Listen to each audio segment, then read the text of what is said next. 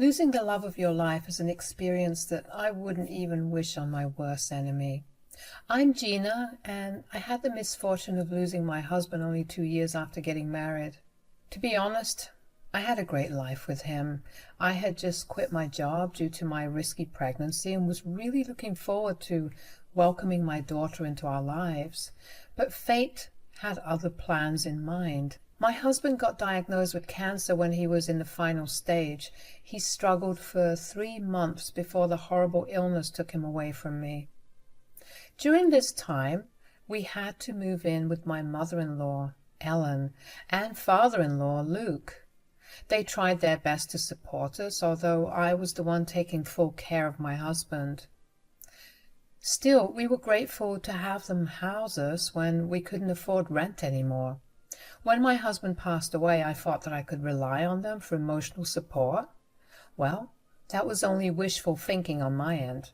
As soon as my husband's funeral was over, Luke and Ellen started to treat me horribly. They even called me and my unborn daughter names because they considered us burdens. I assured them that I would soon find a job and start contributing to the bills, but they just wouldn't listen.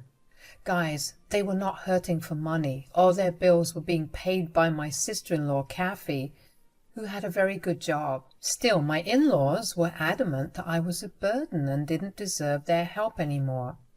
They said, "You better start looking at other options because I won't have a stranger living with us." "I'm not a stranger, Luke. I'm your own daughter-in-law." "Well, our son is not alive anymore, is he now? So you are nothing to us anymore too." "Guys, I understand that you don't want me in your house. I promise I will move out after getting a job. Please just let me stay here for a few days until the baby's born. You know this is a risky pregnancy." "In that case, you better lose the child." My spine chilled at what my father-in-law said. I had expected Ellen to intervene and tell him off, but she seemed to agree with him. They told me how this would be the best option since they didn't want any responsibility for the child. Not that I was asking them for anything. Things escalated when they drove me to an abortion clinic while telling me that they would take me for a health checkup. I kicked up a storm and left on my own. When I went back to the house, I was a crying mess and severely traumatized by Luke and Ellen trying to force me to abort my child. When they returned home, they said, "Why the hell did you run away from the clinic? We told you that you absolutely have to have an abortion." "Why are you doing this to me? I cannot abort my child. I will never do that." "We don't care, Gina. We are not going to take care of you and your child. Our son is dead, so you are not our problem anymore. The baby I'm carrying is your granddaughter, guys. How can you even think about doing this? I am not getting an abortion no matter how hard you try." "In that case, you better see yourself out. We will not have a stranger and her unwanted child living with us." I felt like I was hit with a ton of bricks. It hadn't even been a month since my husband died, and my in-laws wanted to kick me out. Ellen held me by my elbow and dragged me out of the house before I could do anything. Besides, I was outnumbered 2-1 and didn't want to risk hurting my child. All I could do was stand on the porch and cry while I said, "What? You're kicking me out? But I have no money. I gave you whatever was left because you said you paid for some hospital bills out of your pocket. Where will I go now? We don't care what happens to you. You have no place in our lives now that my son is dead. You better take you and your kids somewhere else." "You would do this to your own blood? This child is also your family, you know. I might be no one to you, but the child is your granddaughter." "We never wanted a granddaughter anyway. We won't allow you to use your child to weasel back into our lives. If you don't want to abort your child, you can die along with it." Those were some of the last words that my mother-in-law and father-in-law spoke to me before closing the door on my face. I was already a crying mess and didn't know what to do. They kicked me out without even letting me get my clothes and stuff from the house. Hell, I didn't even have the documents that I needed. I felt so broken and helpless at that moment. I sat on the porch crying for about 20 minutes before Gina and Luke told me to leave. They said, "Why the hell are you still here? I told you to get off my property." "Please don't do this to me. I have nowhere to go. At least let me stay here until I get a job and move out." "You have already mooched off of us enough. It's time you leave and never come back. If you don't leave immediately, I will be calling the cops." "Things will get even worse when we call the cops on you. If you know what's best for you, you need to leave." That was what it took for them to get rid of me. I knew they were serious about calling the cops. I also doubted how much the police would side with me since my name wasn't on the lease.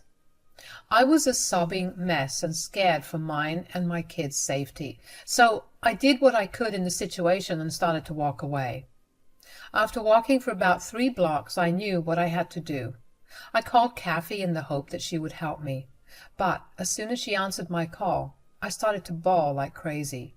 My pregnancy hormones and emotions were all over the place, and I couldn't keep it in anymore. Somehow, I told her where I was but couldn't say anything else. Kathy was so alarmed at my crying and immediately drove to get me from where I was. Kathy brought me to her home and comforted me. She tried to calm me down and reminded me that my excessive sobbing may end up hurting the baby. She did her best to make my tears stop and didn't push for any kind of information. She even made me some food and gave me a smoothie. And when I finally calmed down, she said in a somber voice, "Tell me what's going on, Gina. I cannot see you in this condition. Did something happen?" "Yes, Kathy, something big happened. I don't even know how to tell you everything." "Gina, you know that no matter what, I would support you. You are family and you have my niece in your belly. I'm going to make sure you are both okay. I promise I will do anything to help." "Will you still help me when you know that your parents are involved?" Kathy went still when I mentioned that her parents were involved in this. For a moment I thought that she was offended that I would dare to accuse them of something bad. However, she soon lost her stillness and looked at me with calm eyes. She said in a soothing voice, "What have my parents done, Gina? You don't have to be scared about offending me. I'm here for you no matter what. You need to tell me what's going on."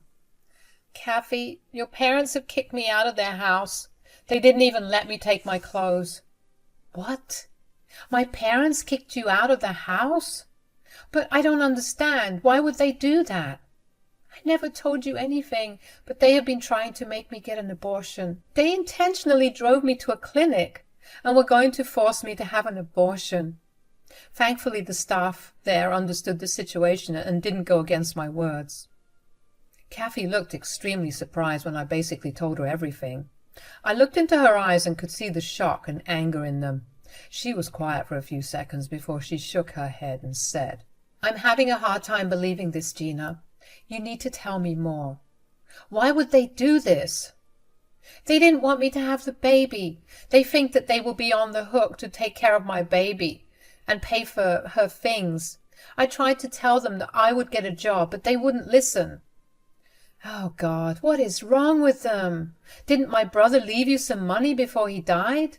"Yes, he did leave me some money, but they took it away, saying that he had some pending medical bills. I don't even have a penny on me now, Kathy." "What in the world are you talking about? There are no pending medical bills. There never were. I paid all of his bills, so it doesn't affect my parents. They didn't have to shell out any money."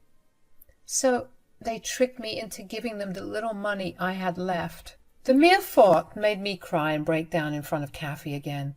If I hadn't met Luke and Ellen, I wouldn't have known how cruel the world can be. They took advantage of my vulnerable state and scammed me out of money. They had no problem stealing from their late son's wife, who was pregnant with their first grandchild. Those two were completely evil. They would do anything for money. That was proved time and again.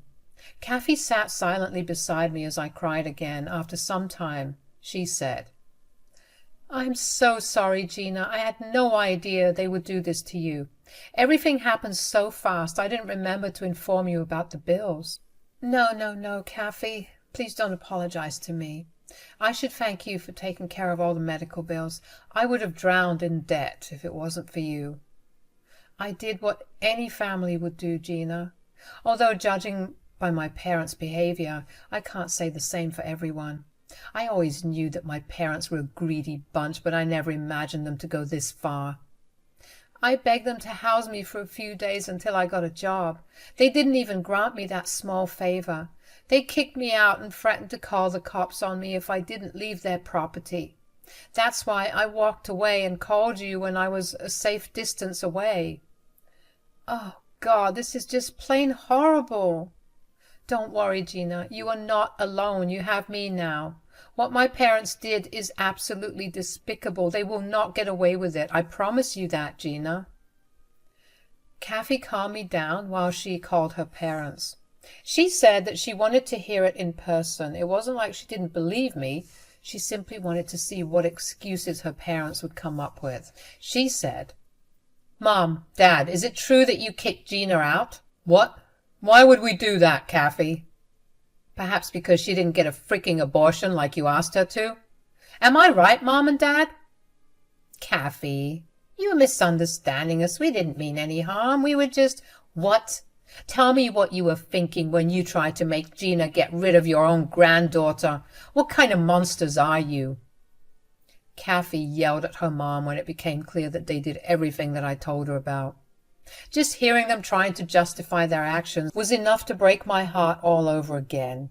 Even after being shouted at by their own daughter, Luke and Ellen continued to make excuses and said, "Kathy, you will not talk to us that way. We were doing what was best for us. Our son is no longer alive, so we shouldn't have to bear the burden of his wife and kid. It's not fair on us." "Yeah, we have worked hard for this retirement. We already sacrificed many months taking care of our son. We don't have any obligation to take care of his family now. We have done enough already." "We deserve to enjoy our retirement too, Kathy. We worked hard for it. We cannot afford to look after a child right now. If Gina doesn't get an abortion, I'm sure she will shackle us with the child's responsibilities." "Your father is right, Kathy. You should listen to us and kick her out too. Trust me. If you let her stay, she will sink her claws into you and bleed you dry. Just leave her out on the streets and let her fend for herself. It will make her come to her senses." I couldn't believe that Gina and Luke were still trying to get rid of me and my child. They were actually trying to convince Kathy to kick me out and leave me to fend for myself. Their words made me tear up again, and I started to think that there was no hope left for me and my child. Just when I thought that all hope was gone, Kathy angrily said to her parents, "What on earth is wrong with you guys? How can you speak about your own daughter-in-law and grandchild like that? Also, what hard work are you even talking about? You retired early only because I gave you money for rent and bills. This has nothing to do with hard work." "We are grateful for your help, Kathy. That's why we're saving you from being financially crippled by a stupid woman and her stupid baby." "I knew Gina would end up on your doorstep and try to get your money. Listen to me, dear. You have no obligation to help out Gina and her child. Your brother is already dead, so you have no relationship with Gina anymore. Just get rid of her." "Yeah. We'll even cover for you and tell everyone that Gina left on her own will. No one will know that we kicked her out." "No, I will do nothing of the sort. I am not shameless and evil like you two. I can't believe you two gave birth to me. I am thoroughly disgusted by your behavior." Now it was time for Luke and Ellen to be surprised. Kathy had never talked to them in this tone. I could tell that my sister-in-law was extremely mad and was ready to wreak havoc on her family. She loved my husband a lot and always told me that I was like a sister to her. Kathy was proving to me just how much she meant those words. She yelled at her parents while they sounded flustered. "What are you saying, Kathy? We are your parents, so you can't talk to us like this." "Yes, we raised you better than that, Kathy. You better watch your tone." "No, I will not watch my tone when I'm talking to such soulless people like you. Yes, you raised me right, but forgot to follow your own teachings. Honestly, I can't believe what you did to Gina. You two are disgusting." We are doing this to protect our assets and yours as well. You are villainizing us unnecessarily. Oh, really, Dad? You want to protect our assets? Tell me, what assets will you have when I stop helping you financially? Now this was a big blow to Luke and Ellen. They had never imagined that their own daughter would threaten to pull out her financial assistance for me. I was also surprised that Kathy was willing to take such a stand for me.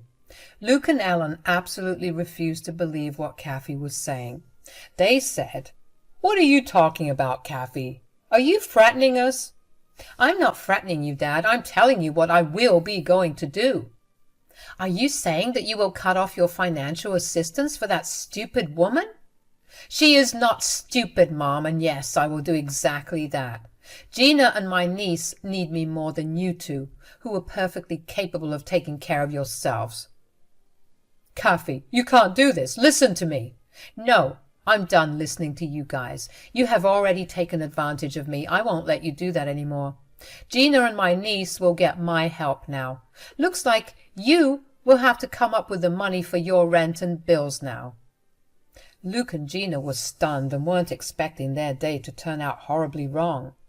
What started off as a mission to kick me out ended up being a trap for them to lose their own house.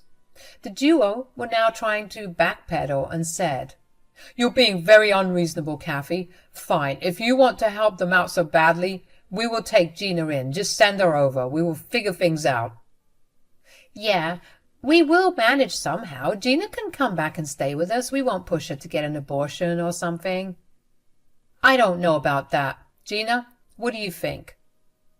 Now, Kathy was letting me take the stage and set things in place. She was smiling at me and hinting that it was my time to make Luke and Ellen pay for what they did. So I calmed myself down and said, "I don't know what to think. Luke and Ellen behaved horribly with me. They didn't even apologize to me for their behavior." "You hear that, Mom, Dad? It's such a shame that you didn't even apologize." Okay, Gina, we apologize for what we tried to do. We take it all back." "Yeah, we're sorry, Gina. Why don't you come home so that we can make it up to you?" "I don't know, guys. I also can't get over the fact that you scammed me out of my late husband's money, even though Kathy had paid all the bills." "Oh, yes, we can't forget about that one. What was that all about, Mom, Dad? Why don't you hurry up and send money through PayPal?" Luke and Ellen were slowly getting trapped in their own sick and twisted plan. I took this opportunity to get back at them for all this stress and trauma that they put me through. And I wanted my money back as well. They didn't deserve to take my money when they did nothing for my husband whatsoever. Luke and Ellen immediately sent the money back after hanging up on us. Then they called Kathy back and said, "There, I sent Gina the money back. All is good now." "We can just go back to how things were. I was actually thinking about setting up a nursery in Luke's study. Gina can decide everything when she comes back." "Hold on, guys. Gina hasn't said if she wants to forgive you." "Oh, she'll forgive us. We're family after all. This is just a minor fight. I'm sure we will come back stronger from this, isn't it, Gina?" Luke and Ellen were now expectantly waiting for me to tell them that they were forgiven. The entitlement of those two horrible humans was really getting on my nerves. They thought that offering a mild apology and returning the money that they stole from me would be enough to forget everything. Well, they were dead wrong. I said, "No, you are not my family, and I definitely don't forgive you. In fact, I will never forgive you for what you tried to do." But we apologized and returned your money." "Gina, your granddaughter would want us in her life. I am sure you want your child to grow up surrounded by family." "Don't pull my child into your mess. My child doesn't need grandparents who didn't want her in the first place. My decision is final. I would have forgiven you for trying to throw me out, but I cannot forgive you for trying to make me get rid of my baby." There, problem solved, guys. Gina said that she doesn't forgive you. You didn't want to shoulder her burden. I will do that for you. In return, I will be terminating my financial contribution to you. Luke and Ellen absolutely freaked out and started to beg me and Kathy to change our minds. It was pathetic, but also satisfying to see them suffer the consequences of their own actions. They cried and even tried to guilt trip us, but nothing worked. Kathy told them that she would drop by the house to get my stuff, and after that she was done with them. Oh, she also said that she would be contacting the cops to accompany her so that Ellen and Luke could not withhold my belongings from her. As promised, Kathy got and retrieved my things. She did take a cop along with her who happened to be her boyfriend, who we didn't know about. Apparently Luke and Ellen still cried and tried to beg Kathy for another chance. I had already blocked them by then. Kathy also took the liberty of informing all her extended family about what happened. Let's just say that they were not impressed with my in-laws and decided to support me instead. In the months that followed up to my giving birth, I was surrounded by love and care. I also got a job through a friend of mine, and I'm due to start as soon as my kid is old enough to be left in daycare. I'm staying with Kathy for the time being and hope to get my own place soon. However, Kathy insists on me saving up so that I can just buy a small house and secure my future permanently. Her boyfriend has been a huge help too. I got a restraining order against Ellen and Luke after getting witnesses' statements from the abortion clinic, so they can't come near me and my child anymore.